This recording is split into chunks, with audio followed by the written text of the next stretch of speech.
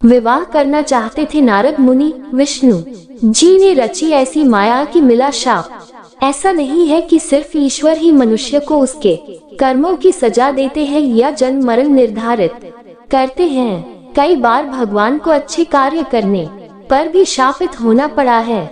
यहाँ ध्यान देने वाली बात यह है कि भगवान ने अनेक कष्ट सहकर भी स्वयं को मिले इन शाप को सहा है, ताकि ये शाप देने वाले व्यक्तियों का मान बना रहे। ऐसी ही एक घटना नारद मुनि से जुड़ी है, जब उन्होंने श्री हरि विष्णु को शाप दिया था। नारद मुनि भगवान विष्णु की भक्ति में साधना करने बैठ गए। ज्ञानी ध्यानी नारद मुनि को तप करते देख देवराज इंद्र को लगा कि कहीं नारद मुनि अपने तप के बल पर स्वर्ग की प्राप्ति तो नहीं करना चाहते। इस पर उन्होंने कामदेव को स्वर्ग की अप्सराओं के साथ नारद मुनि का तप भंग करने के लिए भेजा, लेकिन नारद मुनि पर कामदेव की माया का कोई प्रभाव नहीं हुआ। तब डरे हुए कामदेव ने नारद जी से क्षमा मांगी और स्वर्ग को लौट गए। 2. नारद जी को हुआ अहंकार। कामदेव की माया से मुक्त रहने पर नारद मुनि को इस बात का अहंकार हो गया कि उन्होंने कामदेव पर विजय प्राप्त कर ली है।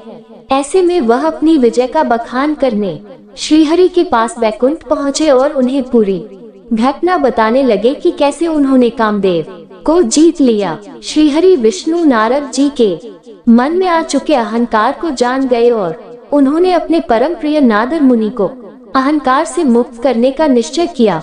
राजकुमारी पर मोहित हो गए नारद जी। जब नारद जी बैकुंठ से लौट रहे थे तो रास्ते में उन्हें एक बहुत सुंदर और समृद्ध नगर दिखा, जिसमें बहुत बड़ा राजमहल था। यह नगर श्रीहरि ने अपनी योग माया से निर्मित किया था। नारद मुनि अपनी धुन में होने के कारण कुछ समझ नहीं पाए और इस नगर के राजमहल में पहुँचे। राजा ने उनका भव्य स्वागत किया और अपनी पुत्री को बुलाकर नारद मुनि से कहा कि मुझे अपनी राजकुमारी का स्वयंवर करना है। आप इसका हाथ देखकर इसके भविष्य के बारे में कुछ बताए। 3. वैराग्य भूल गए नारद मुनि। राजकुमारी के रूप को देखकर नारद जी मोहित हो गए। जब नारद जी ने उसका हाथ देखा तो हथेली की रेखाएं देखते ही रह गए। उसकी रेखाओं के अनुसार उसका पति विश्व विजेता रहेगा और समस्त संसार उसके चरणों में नतमस्तक होगा।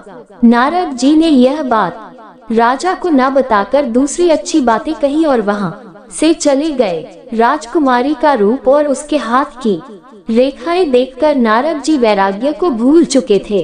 विवाह की इच्छा हुई बलवती। विवाह की कामना लेकर नारद जी वापस बैकुंठ गए और विष्णु जी से खुद को रूपवान बनाने की विनती की। इस पर श्रीहरि ने कहा, मुनिवर हम वही करेंगे जो आपके हित में होगा। नारद जी ने उनकी बात के मर्म को नहीं समझा और विवाह के विचार में खोए हुए बैकुंठ से लौटकर राजकुमारी के स्वयंवर में चले गए। उन्हें लग रहा था कि अब तो वह बेहद रूपवान हो गए हैं और राजकुमारी अब उनके ही गले में वरमाला डालेगी, लेकिन राजकुमारी ने एक अन्य राजकुमार के गले में वरमाला डाल दी और नारद मुनि की तरफ देखा तक नहीं।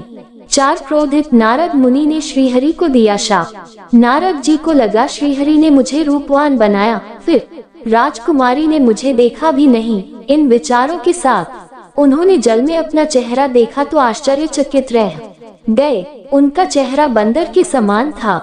नारद जी बहुत क्रोधित हुए और क्रोध में भरकर ही वे बैकुंठ पहुँचे, जहाँ श्रीहरि विष्णु के साथ उन्होंने राजकुमारी को भी देखा।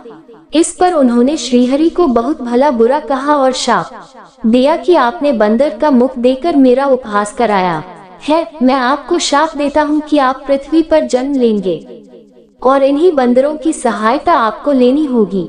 आपने मुझे स्त्री वियोग दिया है, आपको भी स्त्री वियोग सहना होगा। लक्ष्मी जी में समा गई राजकुमारी।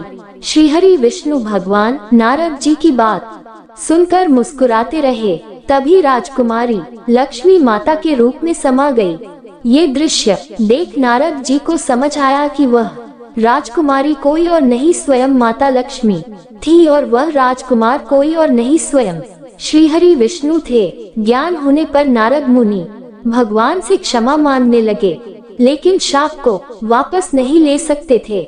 श्रीहरि ने भी उनकी वाणी का मान रखा और श्री राम के रूप में अवतार लिया। इसमें उन्हें माता सीता से वियोग भी सहना पड़ा और वानर रूपी रुद्रावतार हनुमान जी ने संकट के समय उनका साथ भी दिया।